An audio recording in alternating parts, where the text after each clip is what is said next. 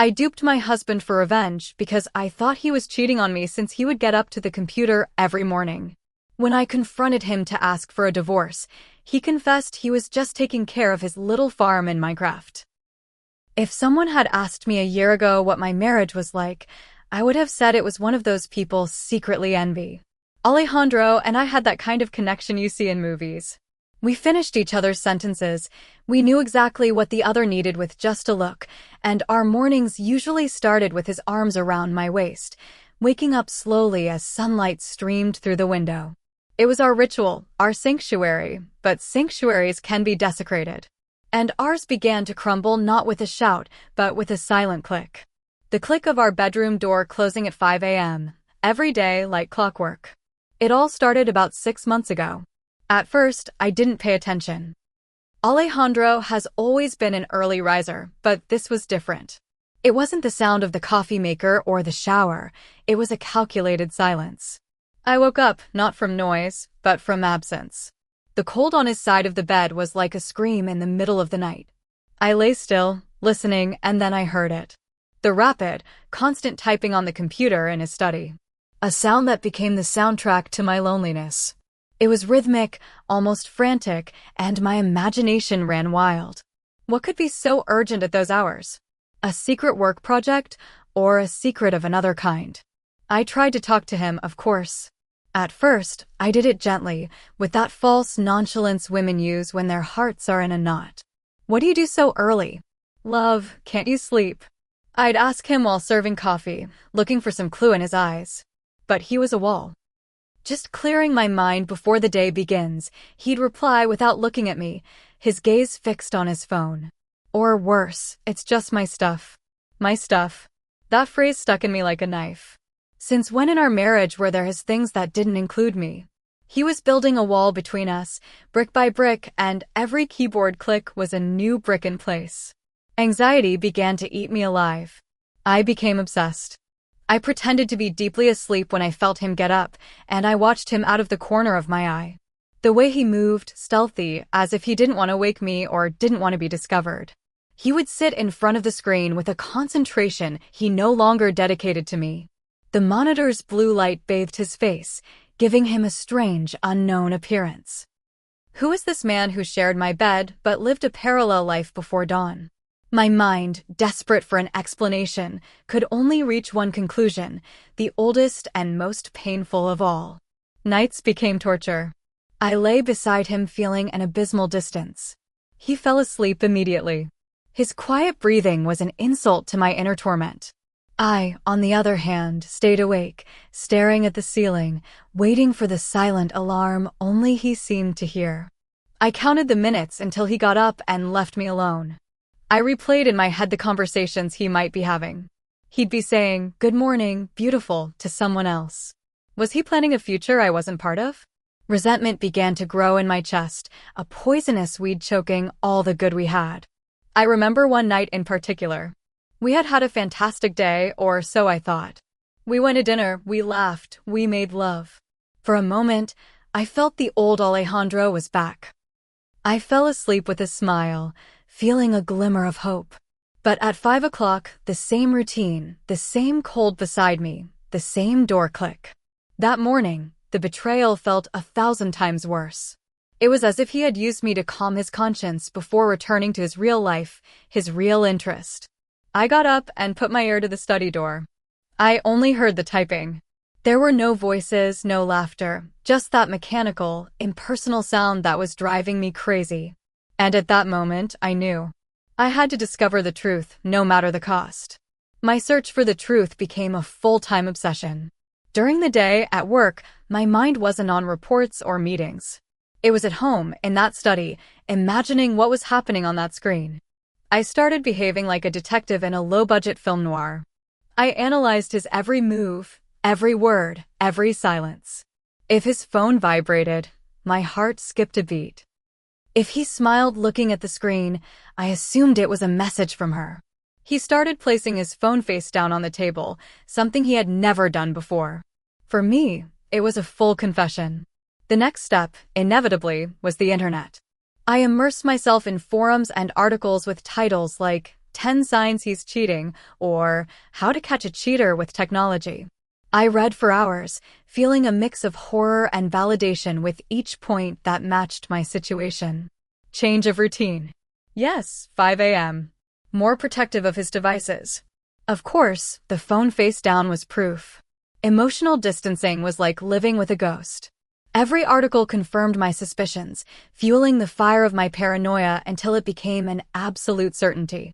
It was no longer a possibility. It was a fact that only needed to be proven.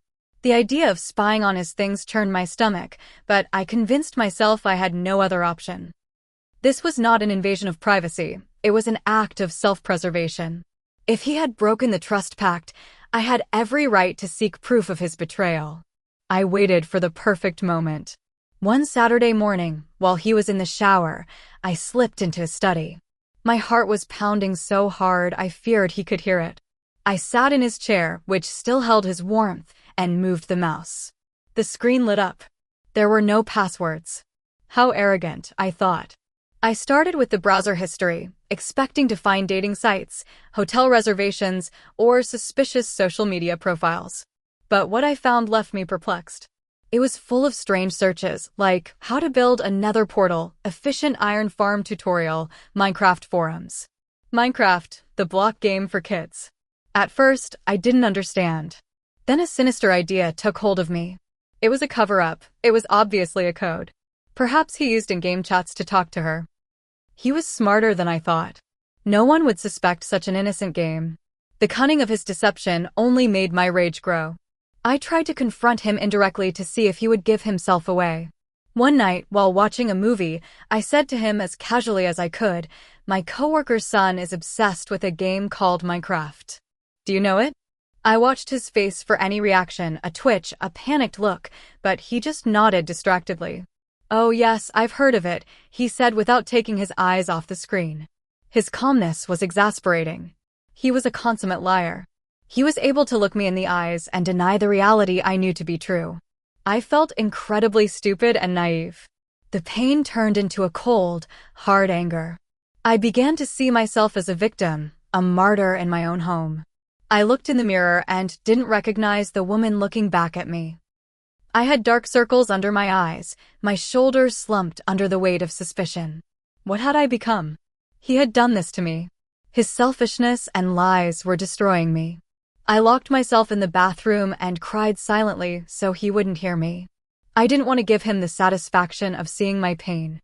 Every tear was a reminder that the woman he had fallen in love with was disappearing, and in her place was this anxious and resentful version, and it was all his fault. So I made a decision. If he had decided that our marriage was no longer worth it, that I was no longer enough for him, then I wasn't going to sit idly by waiting for him to deliver the final blow. I stopped trying to talk to him. I stopped seeking his attention. I began to build my own emotional fortress, my own escape plan. Paranoia hadn't weakened me. It had given me purpose. It was no longer about saving our marriage. It was about saving myself. And if I had to play his game to do that, so be it. Just when I felt like I was drowning in my own home, Daniel appeared. He's a colleague from the marketing department. We had always had a cordial relationship, jokes by the coffee machine and little else. But one day he must have noticed something on my face, because instead of the usual greeting, he asked me with genuine concern, "Are you okay? You look sad." That simple question broke something inside me. It had been months since Alejandro had looked at me with such attention. I felt truly seen for the first time in a long time. We started talking more. At first, they were trivial conversations, but little by little I started dropping small hints about my situation. I never directly told him I suspected infidelity, but I did tell him about the distance, about feeling alone despite being married. And Daniel was the perfect listener.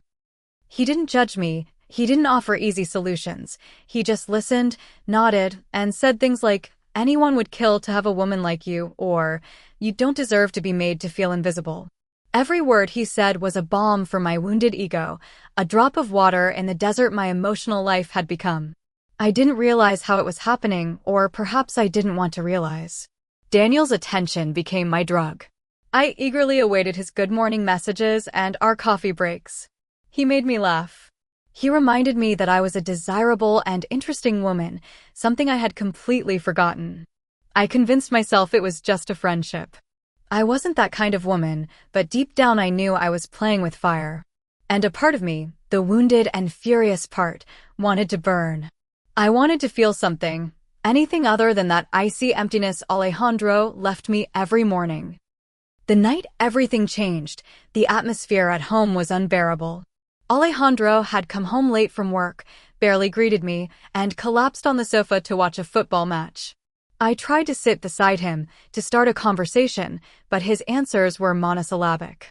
Halfway through the movie, he fell asleep, and there I was, sitting in the dark next to my husband, but feeling more alone than ever. Watching him sleep, so oblivious to my torment, was the last straw. He was in his world, and I clearly had no place in it.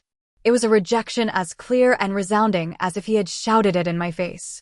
I picked up my phone and, without thinking twice, texted Daniel, "Are you busy? I need to talk to someone."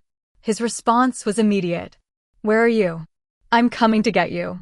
An hour later, I was sitting across from him in a quiet bar, telling him everything. This time, unfiltered. Tears streamed down my face, and he wiped them away with a tenderness that broke my heart.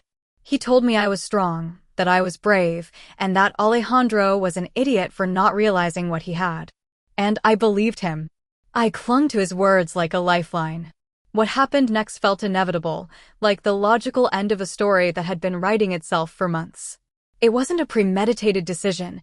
It was a reaction to months of indifference, of feeling like just another piece of furniture in the house. When Daniel kissed me, I didn't feel guilt. I felt justice. I felt like I was balancing the scales. If Alejandro had his secrets at 5 a.m., I would have mine. Every caress was not an act of betrayal towards my husband, but an act of self-affirmation for myself. It was proof that I was still alive, that I was still capable of awakening passion in someone. When I returned home that night, or rather that morning, Alejandro was still asleep on the sofa. The television was still on. He hadn't noticed my absence, and seeing him there, so vulnerable and oblivious to everything, I didn't feel a shred of remorse. I felt a kind of cold, determined calm. The game had changed. I was no longer the victim crying in silence. Now we were two players, and I had just made my move. The silent war was over. It was time for open confrontation. The strange calm I felt after being with Daniel quickly soured, transforming into an icy fury over the following days. Any hint of guilt that tried to break through was crushed by a wave of self-justification. How could I feel guilty? He had pushed me to this. Every morning I heard him get up for his secret computer date. My resolve hardened. My infidelity was not a betrayal, it was a direct consequence of his. It was an act of self-defense. He had fired first. I had only returned fire. I spent almost a week planning the confrontation as if it were a strategic event. I didn't want it to be an impulsive, messy fight. I wanted it to be a trial, and I would be the prosecutor, the judge, and the jury. I chose the moment carefully. Saturday morning. He couldn't use work as an excuse to flee. I chose the place, the living room, our shared space, now transformed into a battlefield. I even rehearsed my lines in front of the bathroom mirror, practicing the right tone of voice, firm, hurt, but unyielding. I wanted every word to land with the weight of months of accumulated pain. Saturday arrived. I got up before him, something I hadn't done in a long time. I showered, got dressed, and made myself coffee, feeling a mixture of panic and power. When he finally came out of the study, with his usual dark circles and that lost look, I knew it was time. He seemed surprised to see me already up, sitting on the sofa waiting for him. I said in a voice I barely recognized as my own, "Alejandro, sit down. We need to talk." His face filled with confusion. "What's wrong? Are you okay?" His fake concern churned my stomach. He sat across from me, and I began my carefully prepared speech. I told him about the empty bed, the sound of the keyboard in the dark, the wall he had built between us. I described how I had felt invisible, ignored, like a stranger in my own home. Every sentence was an accusation, a calculated stab to break down his defenses. I was careful not to raise my voice, maintaining that controlled martyr tone that is much more devastating than shouting. He listened with wide eyes, as if I were speaking a foreign language. When I finished, he shook his head. "I don't know what you're talking about," he whispered. "I've been stressed. That's all." "Are you imagining things?" That was the match that lit the powder. Imagining things. "Do you think I'm crazy, Alejandro? Is that your excuse?" "Now, yes," I shouted. "Don't treat me like I'm the problem. The problem is you and your secrets, your parallel life I know nothing about." Rage overwhelmed me. A pure, righteous rage. He tried to defend himself, stammering something about work pressure, about needing his space. But to me, it all sounded like pathetic lies. Every word he said was another insult, another layer of deception. I saw in his face not a stressed man, but a coward caught in his own web of lies. I couldn't take it anymore. I stared at him, enjoying the panic that was beginning to show in his eyes, and uttered the words I had been savoring all week. "I want a divorce." The phrase hung in the air, heavy and definitive. The color drained from his face. His mouth opened and closed a couple of times, but no sound came out. He remained motionless, completely shattered. And in that instant, amidst the ruin of our marriage, I felt a wave of triumph. Finally, after so many months, I had his full attention. Finally, he was seeing me. The silence that followed my declaration was absolute, so dense it could almost be touched.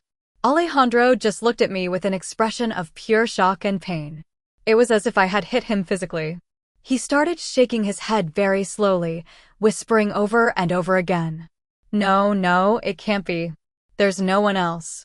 I swear, there's no one else." His denial, instead of moving me, angered me even more. He was going to keep up the charade until the very end. He had so little respect for me that he wouldn't admit the truth. Not even now, after what seemed like an eternity. He got up from the sofa, not with the anger I expected, but with a strange, defeated resignation. He walked like an old man. "Come," he said, his voice broken. "I'll show you. Since you don't believe me, I'll show you." My heart began to pound. This was the moment. He was going to show me the emails, the messages, the photos. I braced myself for the pain of seeing the definitive proof, but also for the vindication of knowing I had been right all along. I followed him to the study, the scene of all my nocturnal torments. He sat in his chair and gestured for me to come closer. With trembling hands, he moved the mouse and the screen lit up. I held my breath, expecting to see an open inbox or a chat window, but what appeared on the monitor made no sense. It was a cartoonish landscape made of cubes. A square sun rose over green, pixelated hills. There were square cows, square sheep, and in the center of it all, a huge farm with fields of wheat and carrots that seemed made of ego. I looked at him and then at the screen, completely confused. "What is this?" I asked, my voice sounding strange in the silent room. He didn't look at me. With the mouse, he moved a small block character that began to water virtual pumpkins. It's my farm," he said in a whisper. "In Minecraft. It's a game. It's what I do in the mornings. I get up, I take care of my animals, I harvest. It's stupid, I know, but it's peaceful. It helps me quiet the noise in my head before starting the day." There was a moment of absolute silence as my brain tried to process his words. A farm in a video game. All my investigation, my paranoia, my sleepless nights, my justified revenge with Daniel had been for this, for a ridiculous children's game. I felt no relief, not a hint of remorse. What I felt was a wave of humiliation, so intense it burned me from within. I had become crazy, a paranoid detective. And my husband's big secret was that he was a virtual farmer. And then the humiliation transformed. Like an alchemist, my mind turned that shameful feeling into a new, purer, more potent form of anger. The revelation didn't exonerate him, it condemned him even more. This was worse than a mistress. A mistress would have been an adult betrayal, something I could have, in a way, understood. But this was an insult. He had abandoned me. He had let our marriage rot for a childish fantasy. He had traded his flesh and blood wife for pixelated cows. I turned to look at him, and he watched me with pleading eyes, as if expecting me to laugh and everything would return to normal. But on my face there was no forgiveness. There was icy contempt. "So this is it," I said, my voice trembling with newly discovered fury. "All this time, all this pain, was for a game. You traded me, our life, for a stupid fake farm." He tried to say something, but I wouldn't let him. "The divorce is still on, Alejandro. In fact, now I want it more than ever. I'd rather be alone than be the second option after a video game." I stormed out of the study, slamming the door, leaving him alone with his pathetic world of blocks. My pain had not been in vain. I had simply identified the wrong culprit. The betrayal was real, only it was much more pathetic than I could ever have imagined. Popular Reddit comments on the main story. Anonymous User 1. "Wow, OP, you have to understand how this looks from the outside. You were so convinced he was cheating that instead of genuinely communicating or seeking couples therapy, you decided the only solution was to cheat on him first as revenge. And when you discover it was all an innocent misunderstanding, instead of feeling terrible about your mistake, you double down and blame him for having a harmless hobby. The problem here isn't Minecraft, it's you." OP's reply. Harmless? Does emotionally disconnecting from your partner for months seem harmless to you? It's not about the game. It's about him choosing to escape into a virtual world instead of facing the real-world problems of our marriage. I tried to talk to him, but I only hit walls. What I did was a reaction to his abandonment. He abandoned our marriage long before I spoke to Daniel. It's easy to judge from the outside, but you didn't feel the cold on his side of the bed every night. Anonymous User 2. Honestly, I feel really sorry for your husband. The guy was probably under enormous stress and found a silly, simple outlet to deal with it. And instead of getting support, he received accusations and actual betrayal. You say he built a wall, but from what you say, you surrounded that wall with barbed wire and landmines. You destroyed your marriage over an assumption, and now you refuse to admit you made a catastrophic mistake. OP's reply. Pity for him? And pity for me. Where is that? Wasn't I suffering too? Marriage is a two-way street. If he was stressed, it was his duty to share it with me, his wife. Instead, he hid his problems and treated me like a stranger. His silence was a choice. He left me alone to imagine the worst.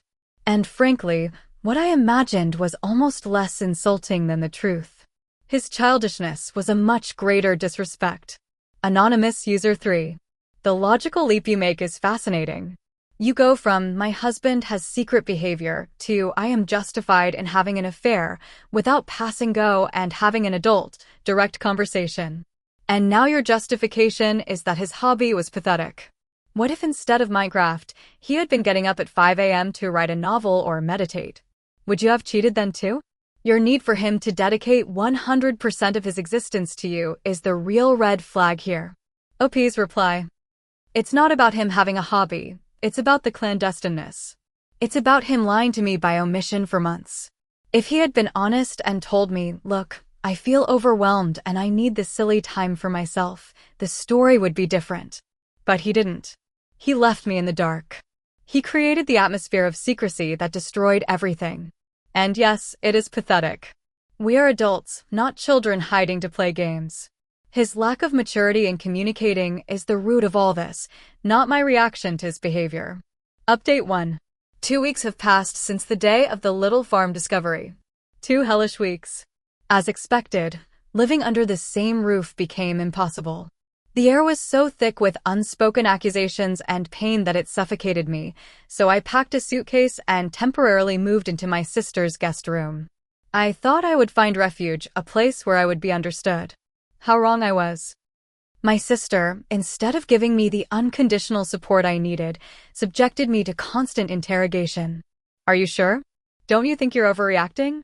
Why don't you try therapy? She doesn't understand. No one seems to understand. They think I'm breaking up my marriage over a video game, but it's much deeper than that.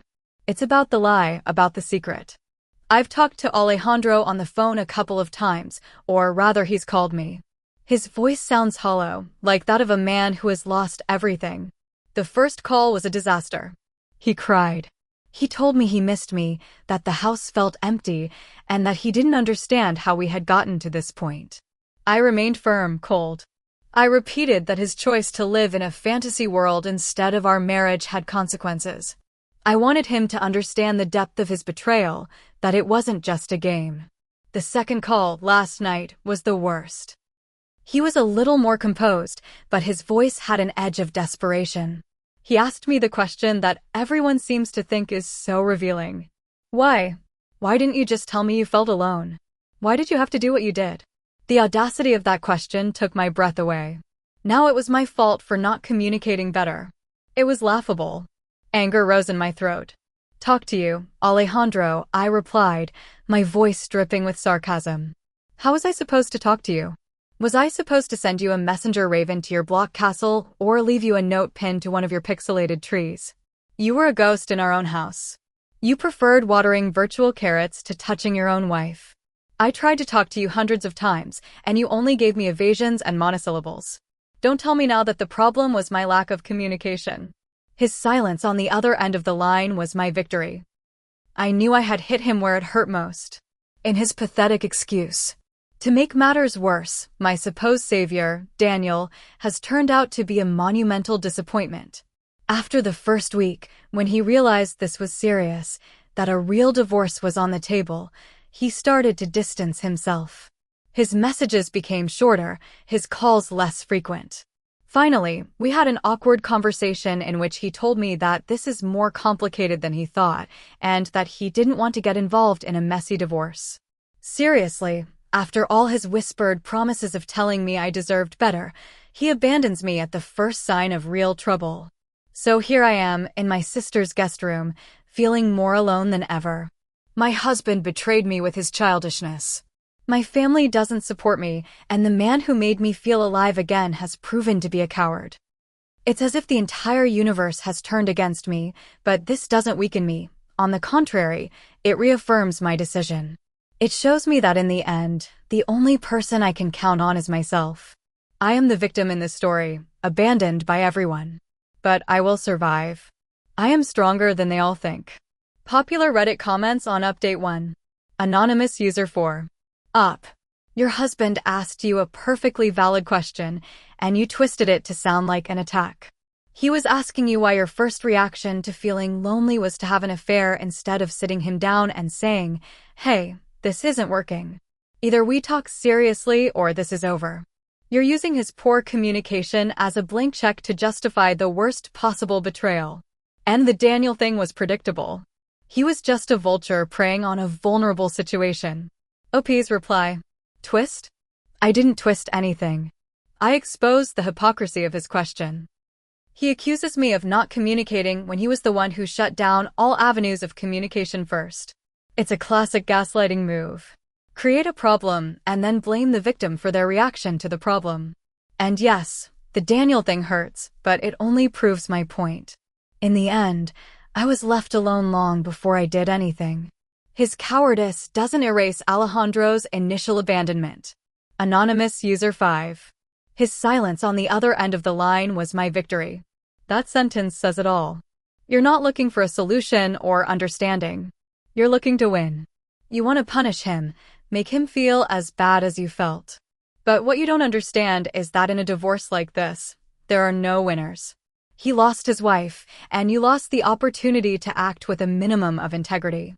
You destroyed everything for pride, and now you cling to that pride because it's all you have left. OP's reply. Of course it was a victory. It was the first time in months that my words affected him, that they broke his bubble. It was proof that deep down he knows I'm right. It's not pride, it's dignity. I refuse to continue being the invisible wife who patiently waits for her husband to decide to return to the real world. I took control of my own life. If that looks like pride from the outside, so be it. I call it survival. Anonymous User 6. Each update sinks you deeper. Your family questions you, your lover abandons you, and your response is to entrench yourself further in your martyr narrative. Has it not occurred to you that if everyone around you is telling you in one way or another that you are wrong, maybe just maybe there is some truth to it? Instead of reflecting, you attack everyone who doesn't validate your version of events. OP's reply. It's incredible how people always side with the man. Poor guy, he just wanted to play his little game. No one asks how I felt. It's easier to blame the hysterical, emotional woman. My family doesn't live my life. They didn't sleep in my empty bed. And Daniel. Daniel was a mistake, I admit, but a mistake I made pushed by the loneliness another man imposed on me. No, I don't think everyone is right. I think it's easier to point fingers at me than to admit that Alejandro failed spectacularly as a husband. Final update. For months have passed. The divorce is almost finalized. Only bureaucratic procedures and the final signature remain. I have found a small apartment for myself and have, by force, begun to build a new life. I have gone through all the phases, rage, sadness, a strange sense of liberation, now a kind of gray resignation. I have convinced myself that this was inevitable, that I was a strong woman who had to make an impossible decision to save herself. I repeated my story, my version of events, until it became a solid, unbreakable truth in my mind. Contact with Alejandro has been minimal, only through lawyers. But last week his sister, Laura, called me. She needed to pick up a box with some of Alejandro's childhood things that had been left in our old apartment. I reluctantly agreed. We met at a halfway cafe. It was an awkward encounter. I had always liked Laura, and seeing her brought a wave of nostalgia for the family I was losing. Her eyes were sad, and it was clear she had been crying. We talked about trivialities for a while until she couldn't take it anymore. Her composure broke, and she began to cry silently, stirring her coffee. "I don't understand how all this happened," she told me. "He loved you so much." I began to recite my usual speech, about abandonment, about the game, but she interrupted me, raising her hand. "No, you don't understand," she said, her voice trembling. "It wasn't about the game. The game wasn't the reason, it was the symptom." And then she told me. She told me the truth that Alejandro, in his shame and fear, was never able to tell me. About 8 months earlier, shortly before his 5 a.m. routine began, Alejandro had suffered a brutal panic attack at work. A complete breakdown. He thought he was having a heart attack. He was rushed to the emergency room, and after numerous tests, he was diagnosed with severe anxiety disorder and incipient agoraphobia. He was terrified. His therapist had recommended seeking a low-stress, repetitive, and absorbing activity for the early morning hours, which was when his anxiety was at its peak, something that would allow him to center his mind before facing the day. And that something, however ridiculous it seemed, was building a farm in Minecraft. As Laura spoke, the floor disappeared beneath my feet. Every word was a physical blow.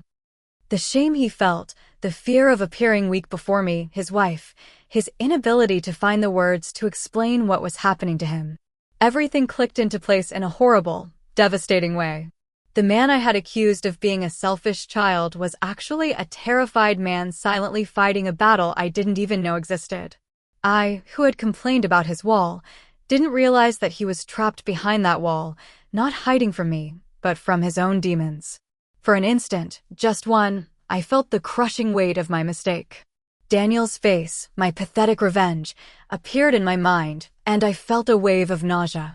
I had stabbed a man who was already bleeding. I had punished his suffering with the utmost cruelty. The horror of what I had done was so immense, so absolute, that my mind rebelled. I couldn't bear it. I couldn't be the villain in this story. I simply couldn't. And then the oldest and most powerful defense mechanism I have activated like an emergency system. Guilt, so sharp and bright, began to transform. Horror turned into indignation, pain into self-justification.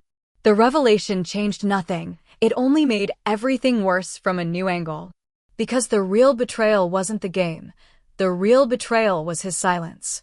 I clung to that thought like a plank in a shipwreck. He hid it from me. He hid something so fundamental, so crucial. He didn't trust me. He didn't believe I was strong enough to help him, to be by his side. He preferred to treat me like a stranger, to leave me in the dark so my mind would invent the worst scenarios rather than be vulnerable with me. His decision to remain silent, to fight his battle alone, that was the act that destroyed our marriage. If he had told me, I would have moved heaven and earth for him. I would have been his rock, his refuge. But he didn't give me that opportunity. He chose secrecy. In the end, he caused all this himself. Popular Reddit comments on the final update. Anonymous User 7. This is incredibly sad. You had a golden opportunity for self-reflection and regret. A revelation that would bring anyone with an ounce of empathy to their knees, and you've turned it into the cornerstone of your self-justification castle. He didn't tell you because he was sick and ashamed, not as an act of malice. Your inability to see beyond your own pain is the real tragedy here. OP's reply. Sick and ashamed. Of course. But what about me? Wasn't I his wife? Marriage is based on trust. He chose not to trust me with the most important thing. His secret, however well-intentioned in his mind, was a ticking time bomb. He treated me like a child who needs to be protected from the truth. That's not a marriage, it's a farce. My reaction was to the secret, not to the illness I didn't know about. He is responsible for that secret. Anonymous User 8. Honestly, I hope Alejandro gets help and recovers, and I hope he never has contact with you again. You are a black hole of victimhood. You were given the missing piece of the puzzle, the one that irrefutably proved you wrong. And instead of admitting it, you've decided that that piece is actually the final proof that you were right all along.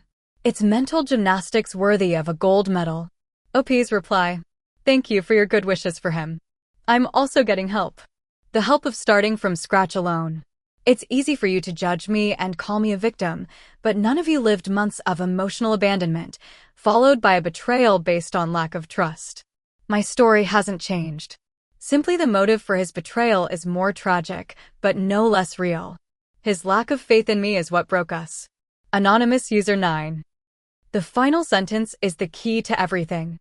In the end, he caused all this himself. After all you've done, after a real and calculated betrayal on your part, your conclusion is still that he is 100% to blame. There is no, maybe I was wrong too, or I should have acted differently. Nothing. You are the main character of your own tragedy, and you refuse to read the script that shows you wrote it yourself. Good luck with that. You're really going to need it. OP's reply. I don't need luck, I need to move on. I don't deny my part. My part was reacting to an unsustainable situation. Was it the best reaction? Clearly not, but it was a human reaction to real pain caused by a secret. He set the first domino. I cannot be solely responsible for how the others fell. My story is a warning. Secrets, even those kept to protect someone, poison everything they touch. He poisoned our marriage with his silence.